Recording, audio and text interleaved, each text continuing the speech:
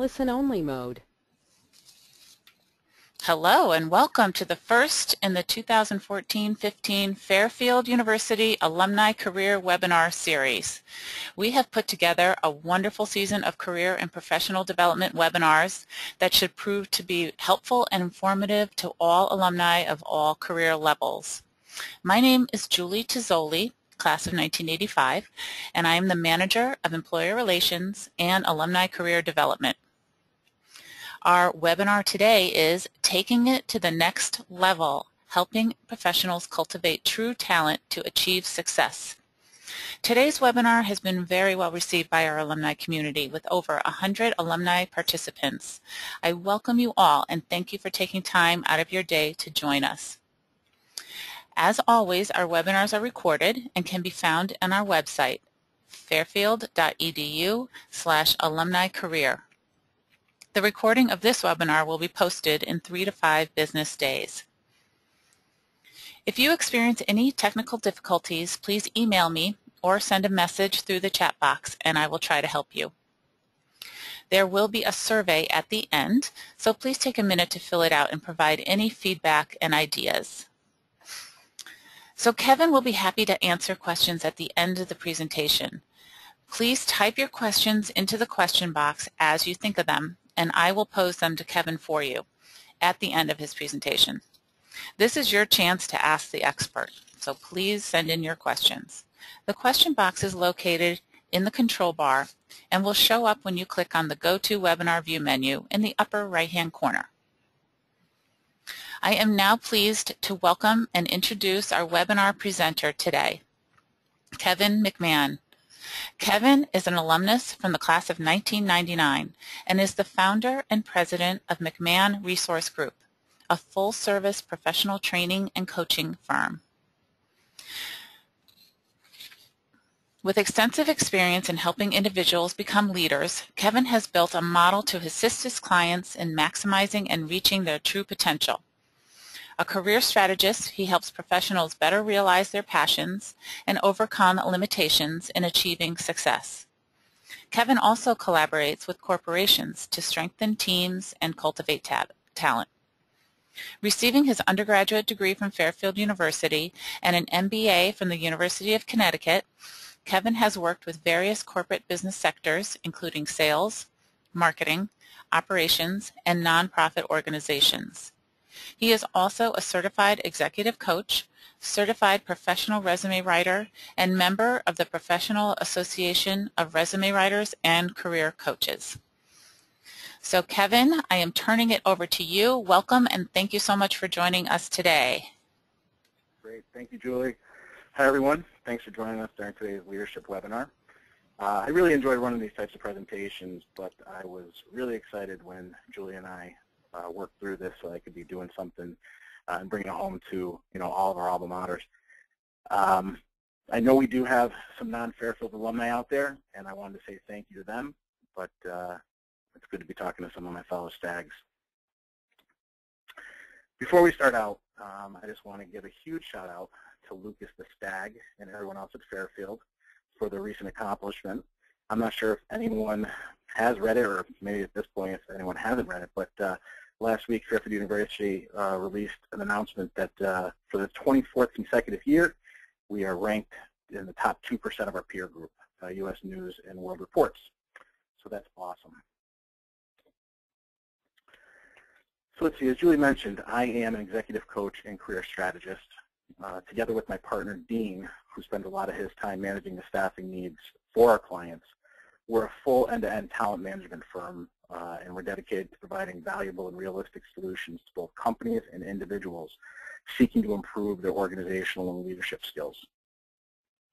I've spent a portion of my career working for private and nonprofit organizations, and I've served in various leadership roles, managing the growth of different sales teams, marketing teams, and through that I've hit my fair share of bumps and made my fair share of mistakes. But the one thing that I always made sure of was that during each one of these situations, I tried to take as much from it as I could so that I could learn from it, lead, and move ahead.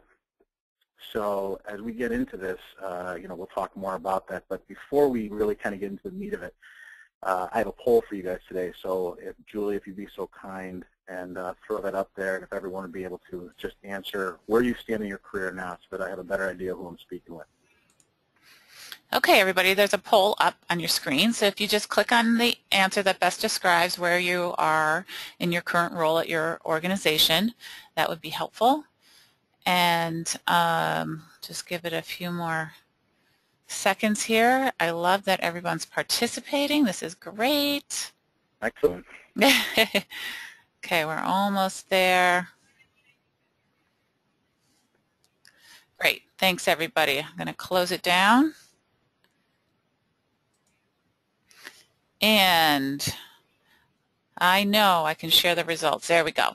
Okay, so unfortunately Kevin can't see them, but what they answered are 17% on the call today are entry level, 31% are assistant manager, assistant director, 43% are manager, director level, and 9% are at the AVP and VP level. Excellent. Okay, that's a really nice range. So thank you. Thanks everyone for filling that out. Okay, I think you're back on. All right, we're back. Okay, so you're going to see at the top here, leaders, born and made. I can't stress to you enough, and a lot of people will say it's different, but I cannot stress to you enough that leaders are not born, they're made. I am a quote guy, so you're going to see a couple along the way, but there's two quotes that really kind of strike me when it comes to this. The first one is, leaders aren't born, they're made. And they're made just like anything else, through hard work.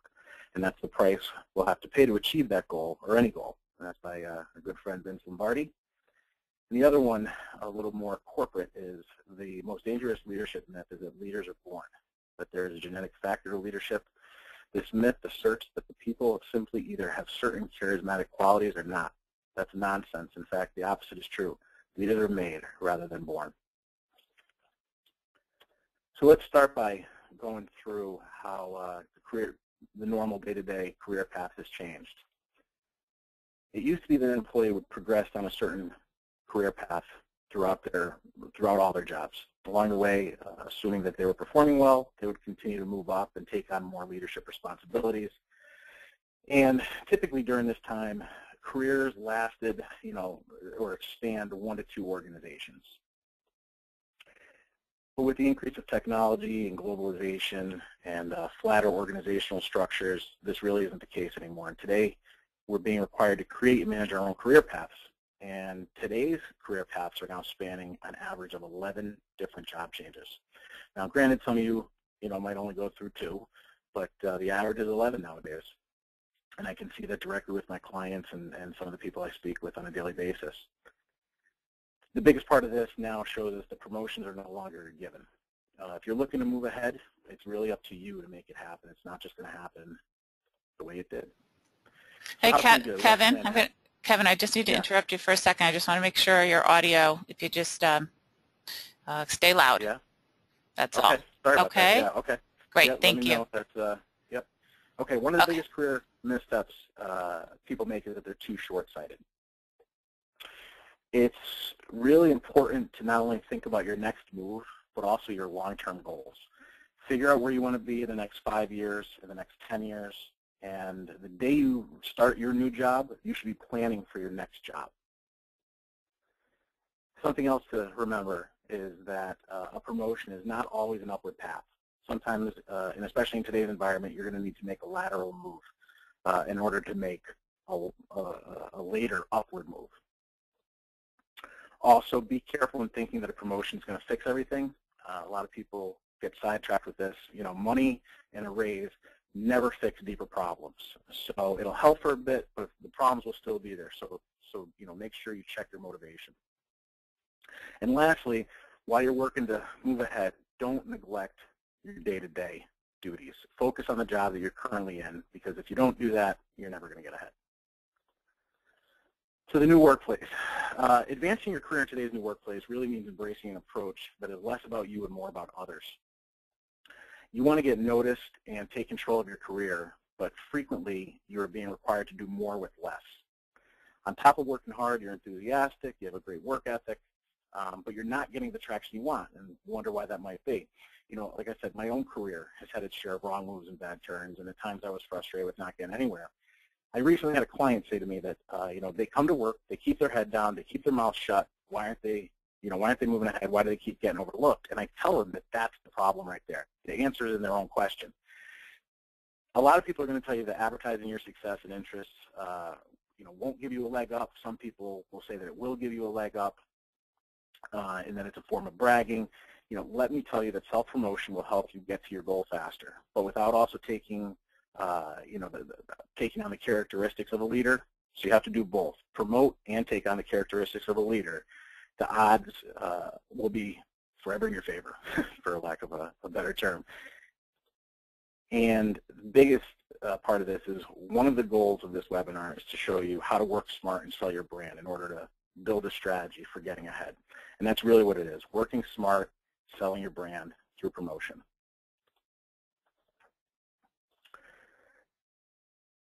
Self-awareness. It's somewhere along the career journey, someone's going to ask you, you know, why you deserve a leadership role. And it's going to be up to you to be prepared by understanding your motivation and reasoning as to why it's the logical next step. And self-awareness is an extremely important facet in every aspect of your life. But it's also very essential if you want to take on a leadership role. You have to always be willing to improve, and you have to be able to step outside yourself and take a look inward to see how you're acting, how you can improve, where you're going wrong, where you're going right. And you have to be brutally honest with yourself. And since you want to be the leader, you should start by leading yourself. Would you hire you? As a manager, how would you perceive an employee like you? You have to be brutally honest and answer that question. In order to really be self-aware, you can also ask yourself the following questions. Are you being properly challenged, recognized, and given feedback? You know, what's the most energizing about your work, and what are you most passionate about? What can you do right now that would be the most powerful use of the moment? And ultimately, what does success look like to you? Because believe it or not, I can guarantee that if I asked everyone on this phone call what success looks like, for the most part, everyone would have somewhat of a varied answer. Assessments are also another tool that can be very helpful in not only knowing who you are, but how you work. And assessments, some of you have seen the Myers-Briggs and what have you, in the 4 quadrants, the MBTIs, you know, the type indicators. They're all great. They are very strong in helping you identify ways to become stronger and overcome potential weaknesses. And leaders who are self-aware have a clear sense of identity, a clear sense of purpose, and a distinct, consistent way of interacting with others. And the assessments will help pull this out of you and help you realize it for yourself. I said I like quotes. Here's another quote. Commitment means staying loyal to what you said you were going to do long after the mood you set it in has left you. This is something to remember, that leadership does take commitment. So becoming a leader. Learning how to lead is much like building muscle. I think of it that way all the time. It's gradual. It takes a lot of practice and commitment, and you have to be self-aware and know how to self-manage. No one's going to, you know, people hold your hand along the way, but ultimately, if you want to be a leader, you have to manage yourself. You have to be a leader before you can move ahead. So basically what that means is you already have to be a leader long before you move into that leadership position. So that way, when people see you, you're already in the role. You're already acting like you'd be in the role of the leader. It doesn't happen the other way around. You won't mysteriously become a leader once you won't move into a promotion, sit in that role, and then all of a sudden take on these leadership qualities. You have to possess them before you move into that role. I like this. Do things make change? There's 3 types of people. There's the entertainer. These are the people who are great on stage. They know how to craft their image, very eloquent with the ways they tell higher-ups, all that they've done. These people are often going to spend so much time on this aspect that they actually don't do any real work. And I think we all probably know somebody like that. They get promoted by building the right alliances and taking credit whenever possible, but they also create poor team morale. The next one is the worker bee, which is pretty much the opposite. These are the folks like my other client was kind of like what my client who asked me about keeping her head down. These are the folks who get their hands dirty and affect change. The problem is that they do great work, but no one knows who they are. They don't actively promote themselves. So while they think that their good work alone is going to get them noticed, it's just not going to happen. Then there's the group I like to call the general. And this really is the ideal employee, and this is what I always tell my clients, and I strive to be. And you want to be honest and hardworking and get things done. You want to make change, but as the general, you also lead others to follow you and illustrate why they should move ahead. And ultimately, I think this is the secret to success, pretty much summed up quickly. The secret to getting ahead in your career is do good things and let people know what you have done. It's very simple. But you can't do one without the other and expect to get ahead. You have to do good things. You have to back up your words with your work, and you have to let people know of the work you've done. So here are some common missteps that people make along the way. We handle many of our day-to-day activities differently, and some of these we might all be doing to be posing threats to getting ahead. As I mentioned earlier, the workplace has changed over the last couple of decades, but today's competition is so much stronger. So while many of us, see these examples as obvious, I hear about them happening all the time. Let's look at the first one: avoiding negativity. Let's face it, days are long and times are tense. It's imperative that you have a good attitude and keep the energy positive. Just like when you're looking for a job, a good attitude really can make or break the situation, and good attitude makes people feel good, and the psychology is that they're going to be drawn to you. They're going to see you as a captain, and people promote capable people who they like. I was talking to a manager not too long ago, and I asked him, why he promotes certain people, and his quote, and I asked if I could quote him, and he said, "Let's be honest, I promote people with good personalities." That doesn't mean your personality, all personality and no skill will get you ahead, but there has to be a good balance. People have to like you in order to move ahead. Don't clock out at 5 o'clock every night. In a lot of people's jobs, you're not expected to stay late, but if you want to be noticed, you should make an effort to do so on occasion. Be willing to put in the extra hours, work through lunch when needed, come in early to get a project done ahead of time. Basically, you want to jump in and show people that you won't leave your boss or clients in the lurch. And you're going to set yourself apart by doing this because you're showing them that you're willing to do what it takes, and people want to see that. Showing up to meetings. Just being in the room doesn't count. You need to be part of the conversations going on. So make sure that you're not wasting people's time with unclear thoughts, but also make sure that you're being seen as a brainstormer and problem solver. This also means that unless absolutely necessary, you shouldn't be taking calls during meetings or surfing the web and email. Give everyone the same respect of your undivided attention. Like I said, this is really obvious, but I was working when I was working for a small startup firm. There was a project manager that I was working with who was always reading his email during meetings, and he was on Facebook every now and then too. And it was really disruptive because he'd even do this with clients. And you'd think, he was a high-level person. He was one of the project managers. He was the lead project manager. And aside from being rude, it just showed that he wasn't listening and wasn't being part of the team. And while he hit a certain level, eventually once this really started to get around and clients started basically making it known what he was doing, it limited his progress. And ultimately people started having meetings and leaving him out of it. So how can you get ahead if people are leaving you out of meetings? How do you think people are going to perceive you as a leader if they don't even want to invite you to a meeting? Ultimately, stop the inappropriate behavior. And I think we're all guilty of it at times, but really try to put parameters on it, put yourself in check. Don't complain and gossip about others on your team or in your office. Even if you think somebody's your best friend, I really would limit it from that. You just don't want that attitude about you that you are a complainer, a gossiper. Don't blame others and throw colleagues under the bus. Communicate better. Don't be a yeller. Don't be argumentative. Work with everybody on your team. Constantly comparing your work to others at the level you are aiming for. Don't do that. Wait to get there. Don't keep saying, well, look, I'm doing the same thing, Bob's doing, and how come I'm not getting ahead? You don't want to be that complainer. And ultimately, never threaten your responsibilities, or never threaten that your current responsibilities match up to an external role. Basically, that means, don't tell your boss that, hey, the responsibilities I'm doing here would have me be a director out there. That doesn't fly well.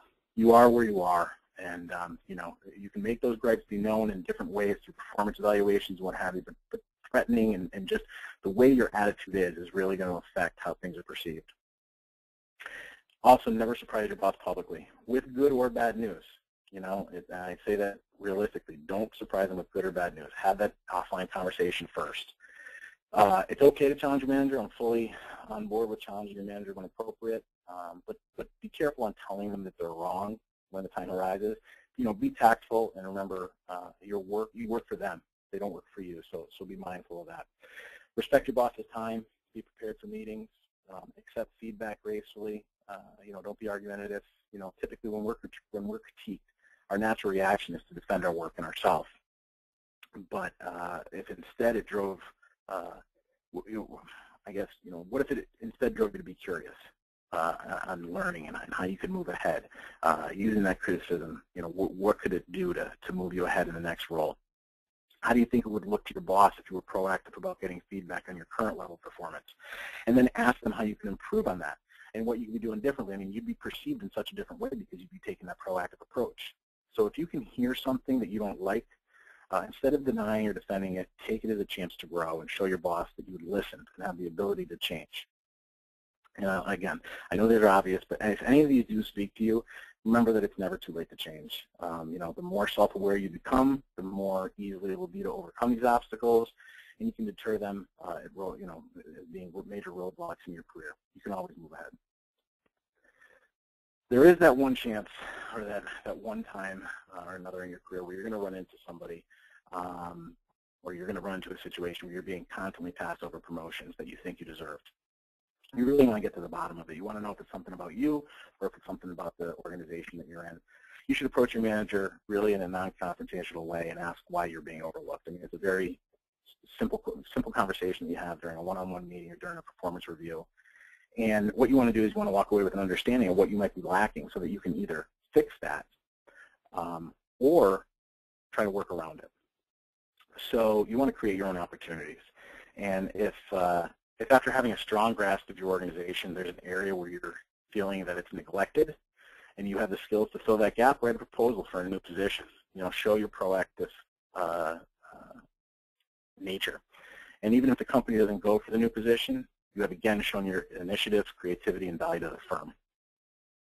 Ultimately, carry out regular health checks on your career and assess where you are and the available options for your advancement. If you're at a stage where you've been doing all the work to move up in a company and you're seeing no progress, well, then the best way for you to move up is possibly by moving out. So always think about that. Have it be a last resort if you really like the company, because leaving a stable company can be hard. But being stale in a career is going to hurt you over the longevity of your whole career. So here's another quote by Milton Berle that I really like. If opportunity doesn't knock, build a door. And that's true. Take control. So let's see, what are the characteristics of a leader? Well, they should have the ability to be honest and trustworthy. They should be able to provide a clear sense of direction. They should have the confidence to build a team around them. They should always have a customer-centric mindset. They should have the strength to communicate clearly. And this also goes for public speaking. I'm working with one of my coaches, one of my clients now. He's recently taken on a senior director role at his company, and he has to give company-wide presentations. He's great at his job, but his lack of experience in public speaking is really becoming an issue, and it's limiting his effectiveness. He's getting nervous.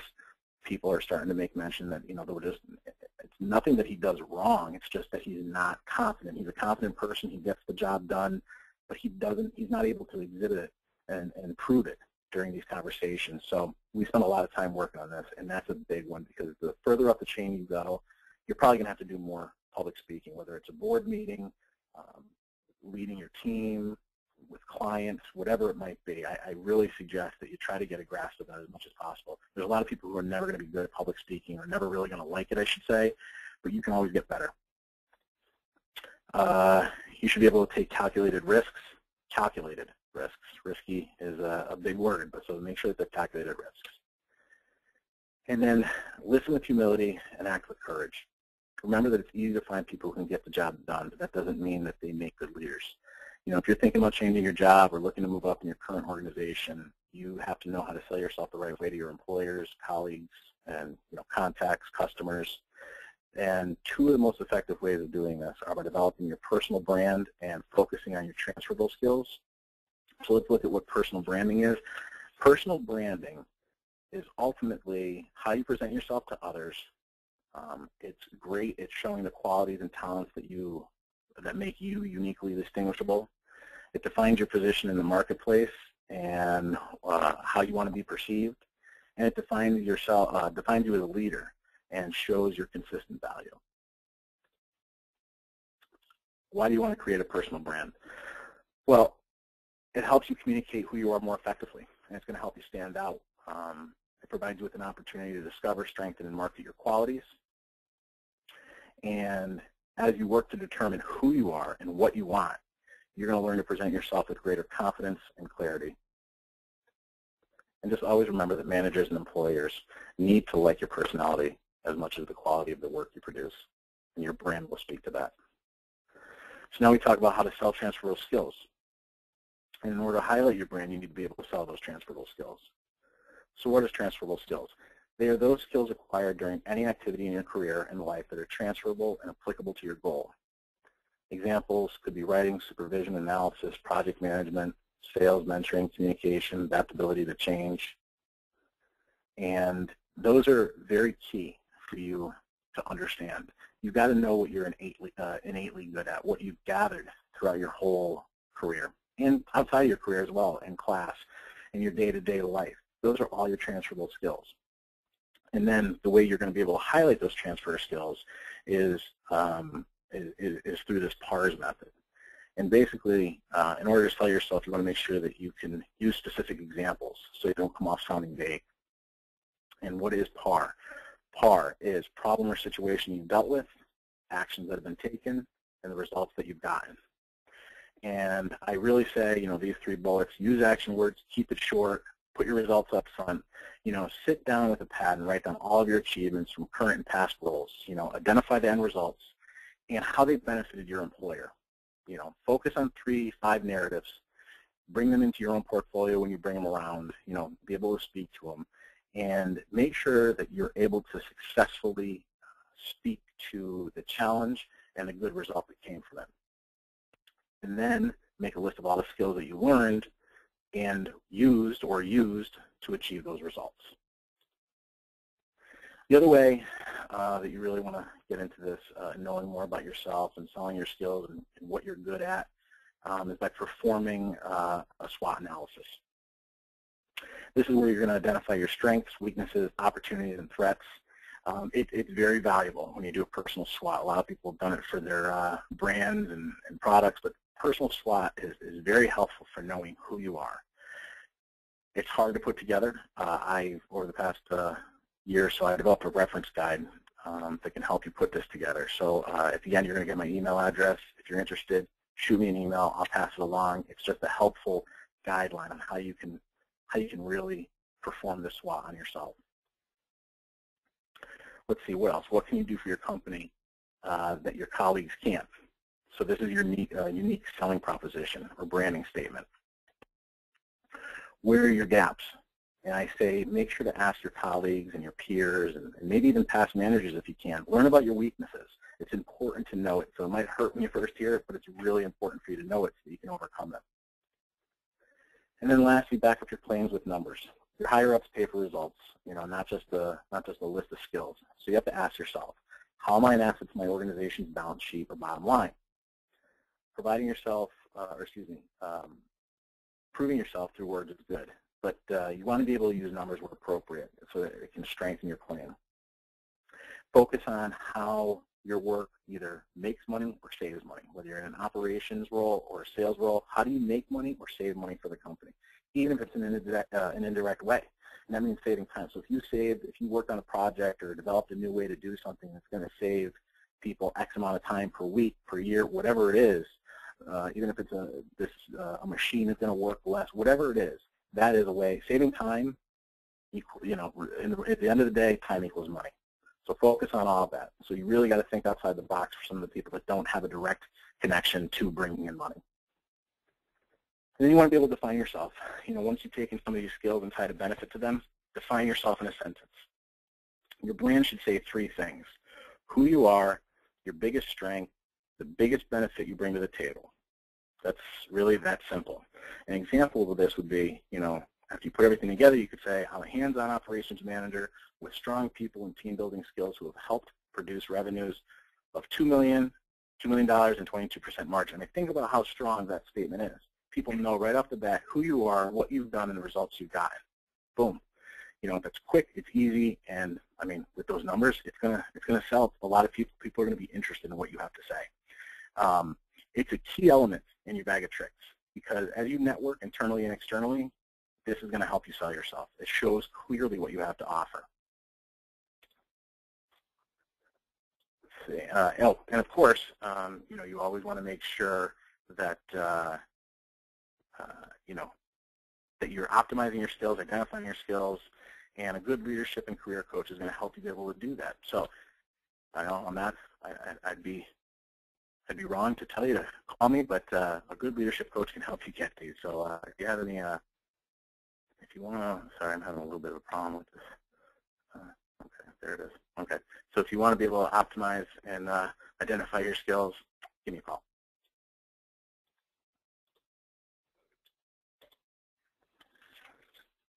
All right, so let's discuss the most important part, getting ahead. You want to be able to know your real worth to the company and industry. Do you know how much, can you ask yourself, and do you know how much in dollars that you're going to be worth to your company, or that you're currently worth to your company? Are you worth $50,000, $100,000, $200,000 to your company? Once you know this, you're going to be able to set your sights correctly for what level you'll be able to, that you should be able to point yourself towards, either in an internal promotion or an external promotion.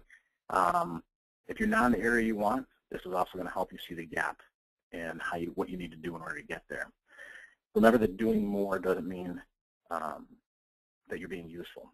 Focus on doing valued work. Are you working on projects that the decision makers deem important? Where are the inefficiencies in your department? How can you correct them? Make sure to do what is required in your role. Every manager is impressed by self-starters and somebody who takes the initiative in areas where the business may be weak, but you also make sure that you're doing your role. Establish a bond with your boss. This can go a couple different ways, and people have different opinions on this. I'm a firm believer that a bond with your boss at some level is very important, because ultimately your boss is a person who can help or hurt your chances of getting promoted. So use all the opportunities you can to make them a key supporter of your promotion.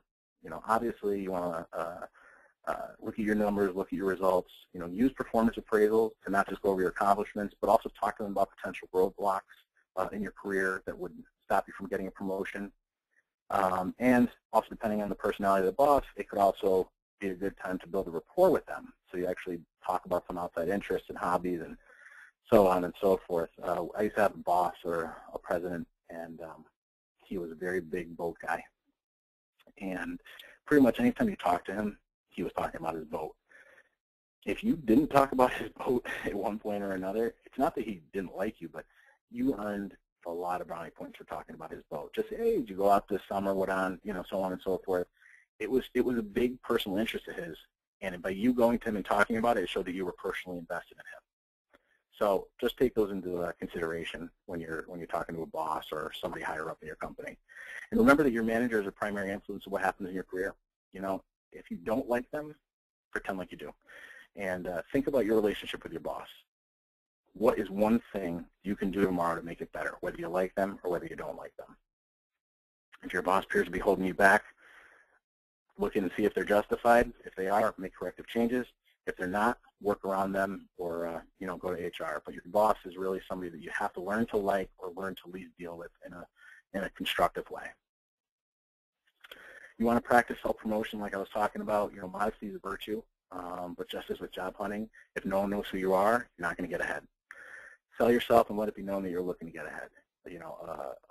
I'm a big advocate of one-on-ones, weekly, bi-weekly one-on-ones. Just make sure that you're prepared, like we talked about before. Be vocal about your career advancement.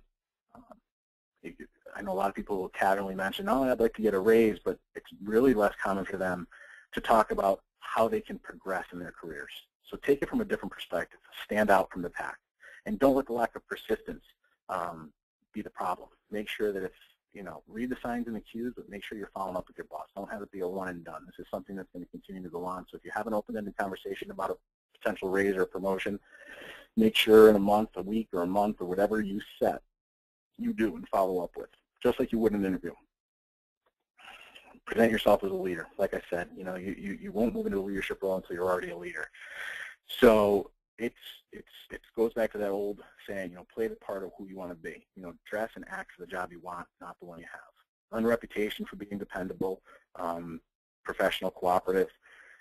Ask questions when you're not sure of how to do something. Make a name for yourself in your industry, through conferences, articles, speeches, professional associations, and make yourself stand out from the pack. Be confident in your own power to deliver for your company at the next level. Confidence is key. And also be a silent influencer. The workplace is divided into two groups, the loud, disorganized, and disfranchised. We know a lot of those people, and the silent influencers. And the silent influencers are the ones who are most often people are curious about. They're the ones who get invited to be part of projects. They possess this quiet confidence, but still speak up enough to be heard and remembered. They make an impact, and that's the biggest thing. They're quiet, but they make an impact. They have this executive presence, and people are quick to take them up on that and to seize them moving into that role. But at the same time, they also don't flaunt their success. More tips: be a team player. Teamwork is a requirement for the new workplace. It's getting noticed isn't just about your own abilities, but you have to be mindful of how those skills help lead those around you. Make sure that you learn to share successes with other people. Don't hog all the credit for yourself. Also, don't point your finger at people when there's a failure. Helping others succeed is a sign of self-confidence, and it's also a sign of leadership. So seek out opportunities to share knowledge, mentoring roles, whatever it might be, and take the initiative to train new hires and teach others. This is going to help you move up. Build your network and alliances. The more people who know you, know your strengths and abilities, they're going to know your value to the organization. They're going to know some of your ambitions, and this is going to help them bring your name up when opportunities arise. So make sure you really skip the office party. Have a chance to meet with many different people in your company, take somebody out to coffee, get to learn a new role, whatever it might be, get to be known in your company. But I say don't skip the office party. I mean, obviously you can at certain times, but those times, those social times, while they can be awkward and kind of a pain, because at the end of the day you just want to go home and spend the time with your family or sitting on the couch and de-stressing or whatever it might be, it's the perfect time to hear what's going on at the company, hear what others are up to, and also create stories with people. Create a history with somebody outside of just the day-to-day work. And believe it or not, if there's an important conference coming up, think about it this way. If there's an important conference coming up, who do you think your boss is going to choose? The person who made the rounds at the company outing, or what's her name, who never comes to the office functions? You kind of put the picture together yourself. And if you're thinking about that a promotion will only come by leaving your organization, then your external network is just as important. So make sure you have a list of who you need to know and stay in touch or reconnect with them. Join groups, alumni gatherings like this, community events, whatever it might be. Develop mentoring relationships. Mentors also are great sources of information and career guidance. And there's a statistic that roughly 4 out of 5 promotions, those who were promoted had some type of mentoring relationship with someone higher up in the company. The mentor should be experienced, more experienced than you are. You need to be able to take things from them. They should be able to be strong enough to point out your gaps. And they can also help champion your success. Understand how promotions work at your company. Believing that promotions are based on length of time or merit alone is really going to hurt your chances of moving ahead. You got to know your organization. Do promotions only happen during a certain month? Do you need a specific degree to move to the next level? Whatever it might be, you need to know this up front. Your boss needs a reason to promote you. So you need achievements and milestones. That gives you some, but you need to know how they work within your particular company. And you also have to avoid thinking that a promotion is entitled to you in any way. There was a recent story about a new grad that I read who was interviewing with a potential boss. So she's a new grad, interviewing with a potential boss, and he asked her, he said, where do you hope to be in a year? And her entrepreneurial spirit, her positive outlook, said she wants to be in his role. Well, that's great, but his role took him 10 years to get into. So all of a sudden he's sitting here looking at her, and it just, there's a complete disconnect. So you can't be entitled to something. You have to work for it. Realize that before you get into a situation where it can come to bite you. Right place, right time. If you're planning to discuss your career advancement with your manager, make sure you schedule a meeting with them. I can't stress that enough. You really want to be careful on when you bring certain things up. If you bring it up at the wrong time, it can really jeopardize. So don't bring it up on a Monday. Don't bring it up before lunch. Don't bring it up during a meeting where you're talking about, one thing, and then all of a sudden at the end you throw this in. Make sure that it's planned. Make sure you have a good conversation about it, and just, read. It's all about people reading.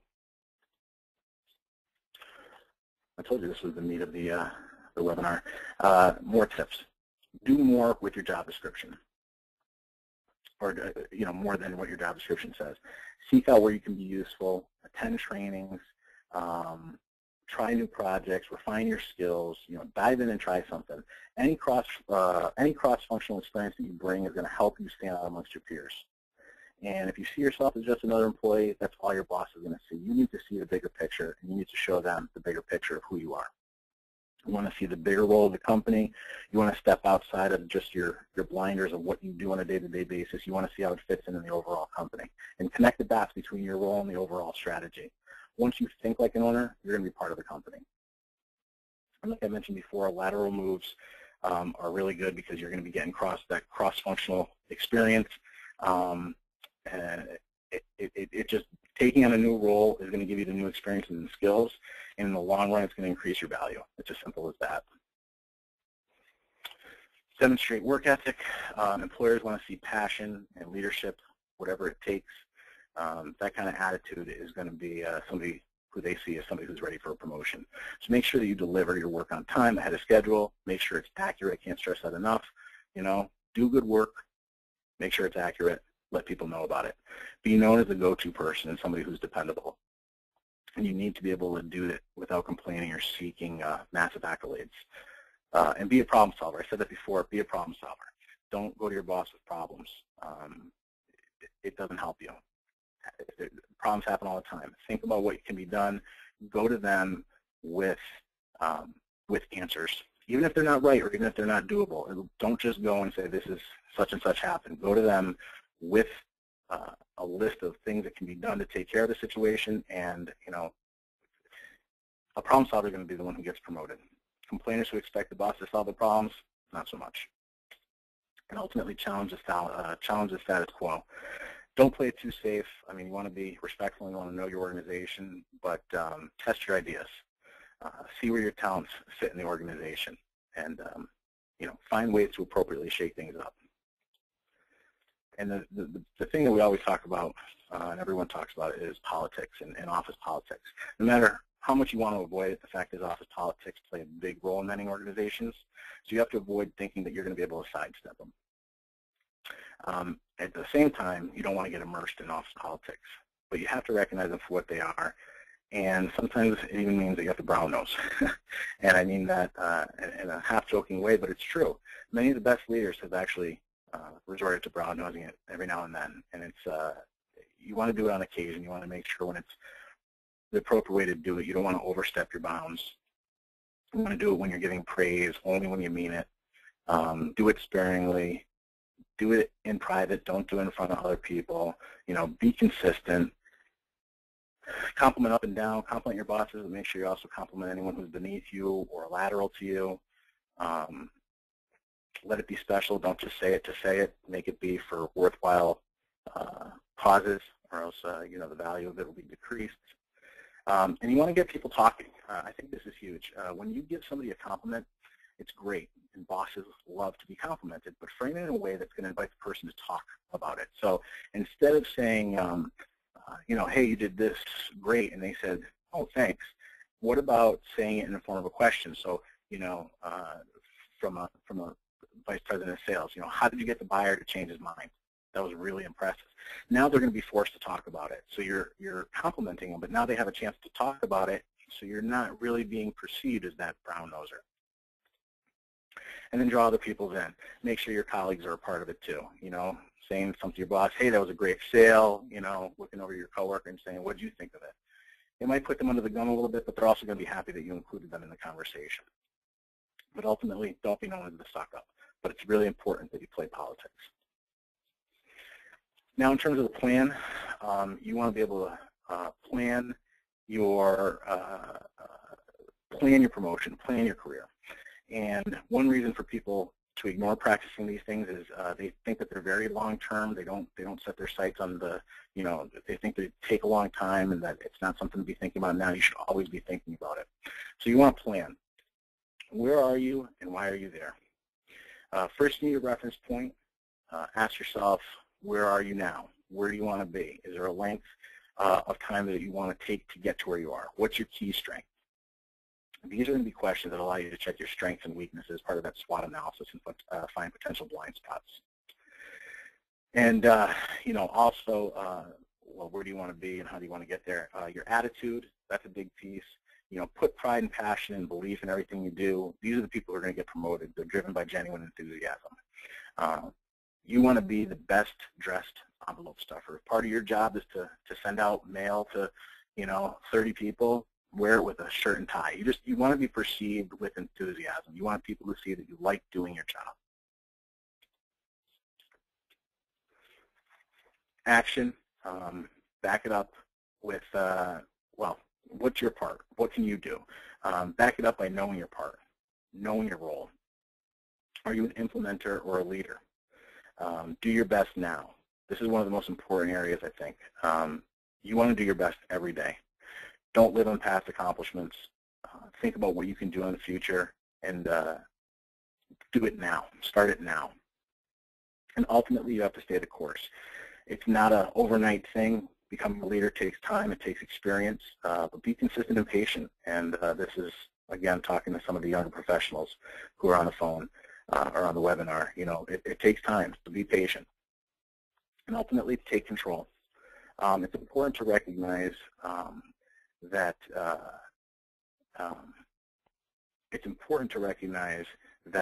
you have the power, but you have to develop a blueprint on how to make it happen. You want to make sure that you take a class, get certified, take on a new project, get new skills, take on a leadership role in a professional association, take on reinventing yourself in your current workplace. It's never too late to move ahead. It's never too late to change the image that you have or that people have of you at your current role. But you have to take control. You have to develop that plan. You have to stick to it. You have to carry it out. No one's going to do it for you. You have to be the leader before you move ahead. And I want to talk about this briefly. It's after the promotion, because I think sometimes we all focus on the promotion. We get into this role and we're like, oh no, what do we do now? Because it's a sticky situation. It can be sticky. It can be awkward at times, and it can bring its own new stresses. It can be tricky to jump into a managerial role, especially if you don't have experience in that area.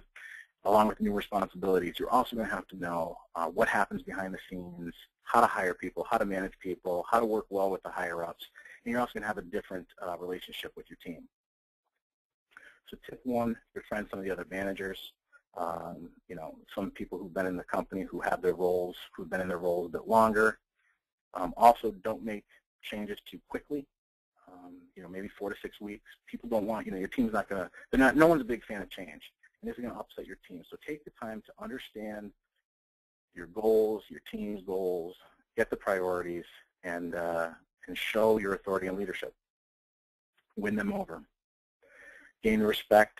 You know, you can't please everyone, but you want your team to respect you, and you don't want anyone to hate you. Provide feedback. Trust others to do their jobs, but don't forget how much you didn't like being talked down to. So make sure you respect your staff and praise them well. Create a positive, collaborative atmosphere. And recognize, again, that your relationships with coworkers are probably going to change. And it can be awkward at first if you're competing with someone else for the job, or if you have a friend who now reports to you. You can remain friendly, but also you really want to take on that new role, because what you set up in the first couple months in that role is really going to be how people, both your team as well as the higher-ups, see you moving into that role. And they're going to want to know that they did a good job by promoting the right person. So just recognize things. And, becoming a leader really isn't a guarantee. But by preparing and planning ahead, you're going to be able to achieve your goal. We've kind of hit the end, but one additional item that I want to add to everybody is that I just provided a general overview of the strategy for moving ahead. I'd be happy to give this to you more in depth. I mean, there is a full strategy to it, but we can't get it together all in the webinar. But you also have to understand and know your own organization. Some of the stuff I gave you, it's not going to work at every place. You're going to have to know your organization, read each situation, analyze the possible outcomes, and move forward. Moving into a leadership role will give you the opportunity to do that, but just realize that not all this is going to fit everywhere. You have to be able to read the situation for yourself. And I want to thank everyone for joining me today again. And thanks to Julie for having me and for putting these webinars together. I think these are a great source of information, free information out there. I'd like to invite everyone to a complimentary 30-minute coaching session to discuss your own situation if you happen to have one, or if you're thinking about it, or if you have some ideas or have some questions on what you can do to move ahead. If you're interested in that, or if you want that personal SWOT reference document that I mentioned, shoot me an email, give me a call, and I'd also be interested to get your feedback on today's presentation. So if you're so inclined, you can always send me an email with one takeaway that you got out of this, or one thing that you wished I would have talked about longer, or at least touched upon. So with that, I will turn it back over to Julie and answer any questions if there are any. Well, okay, Kevin, thank you so much for your generosity today. I think you provided us with so much great information from that anybody at every different level can take something away from it. I know you gave me some personal tips, that I can utilize in my role, and so I want to thank you so much. And so I want to open it up. Everybody, if you have a question for Kevin, please send it in now, and we will get your questions answered. We have a few more minutes, and I know everybody has busy afternoons, so so we'll get them answered for you. I know some people have asked if you were going to share the slides, but I want to tell everybody that that the entire presentation will be on our website with the recording. So you can view that as often as you need to. You can share it with anybody in your organization. It's there for you. So to answer that question. So one question's come through, Kevin. How do you know if you're really ready for a promotion? How do you know if you're ready for promotion? I think that it's a gut feeling. I mean, you have to look at it from a full perspective. How long have you been there? What have you been able to accomplish? Do you have a track record of success? If you have a track record of success and you've been there for 6 months, well, that's one thing. But if you have a track record of success, you've been there for a year, you've proven yourself, you've overcome issues, and you feel confident that you know the organization well and that you can represent the organization at that next level, I think you're ready for a promotion. But I can't say that. You have to be confident about it, because you can't sell, or you can't fake your confidence. So you have to feel confident about it. So if you're questioning it, question or look at why you're questioning it. If you can answer those questions specifically on what you've been able to accomplish, what you know about the organization, how you handle the next level, then you're probably at least ready to have conversations with your boss on what you can do to get to that next level, and talk to them. I'm telling you, it's very helpful to have those kind of 360 peer reviews. Find out where you might be lacking. All right, excellent. That's good advice. Now, with some, lots of times our alums like to know about specific books that you might recommend for them. So do you have any specific leadership books that you would recommend? Yeah, there's a couple. Good to Great is a great book. It's by Jim Collins. You can find it on Amazon. It's a really well-known book. But he talks about how exceptional leaders really channel their ego, needs away from themselves, and focus on the larger goal of building a great company. There's another book by Daniel, I think his last name is Goleman, called Primal Leadership. And this talks about how the best leaders are the ones who are in touch with their own feelings and who have the ability to kind of channel their emotions in a positive direction And there's a third one that I was just talking with somebody about called strengths-based leadership. And I think everyone's seen it. Well, a lot of people have seen it. I think I received like 2 copies in past jobs. You know, it's one of those ones that get handed out, but it's one of the ones where I actually feel like you can get something out of it. It's got some great insight on learning more about your transferable skills and then how to lead with your strengths. So if anyone's interested in building their transferable skills or learning about them and then utilizing them, that's a good book for it. Okay, do me a favor, just name the 3 titles one more time. Sure. Strengths-based leadership, and that's by Tom Rath, R-A-T-H. I'm looking at the copy now. The other one is Primal Leadership, and I think the guy's last name is Goldman. His first name is Daniel. I know that, Daniel Goldman. And then fantastic. I'd say my favorite one is Good to Great, and that's by Jim Collins. Oh, excellent. Okay, thank you. Sure.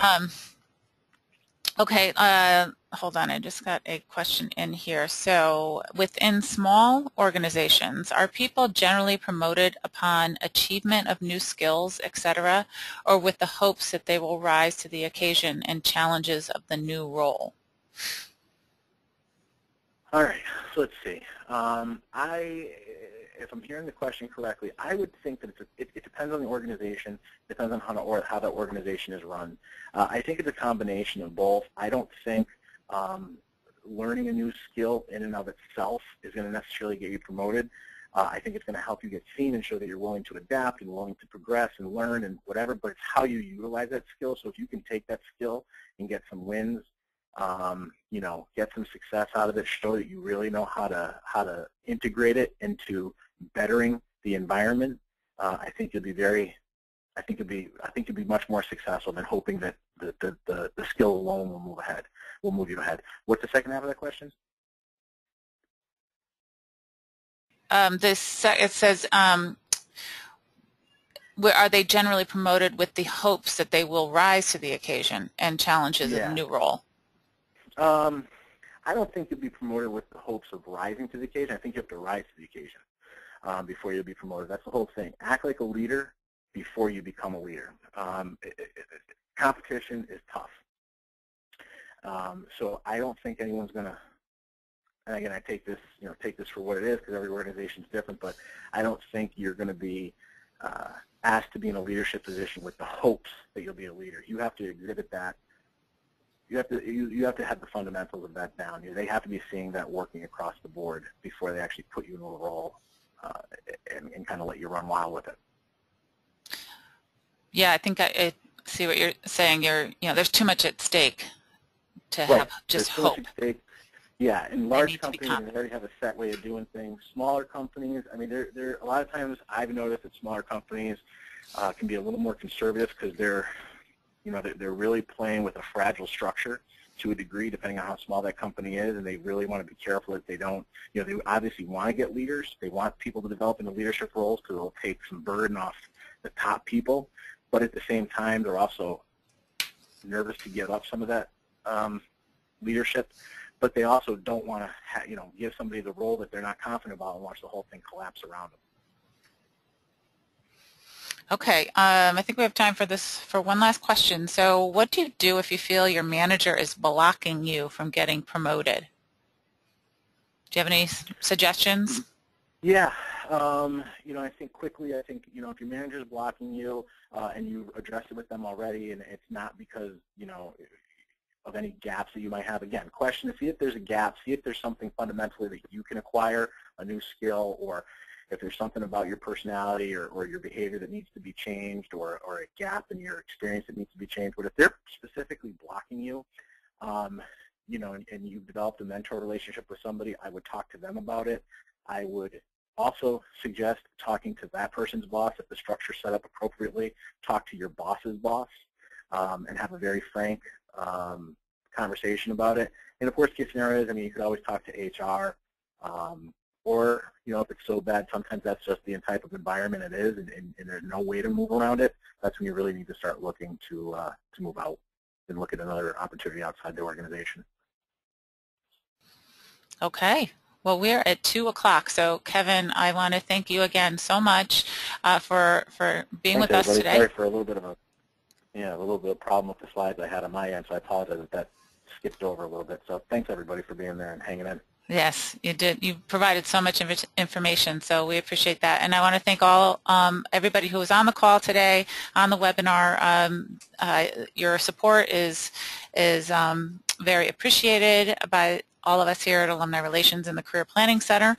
So please look for the rest in the series, the webinar series. You can find the whole schedule.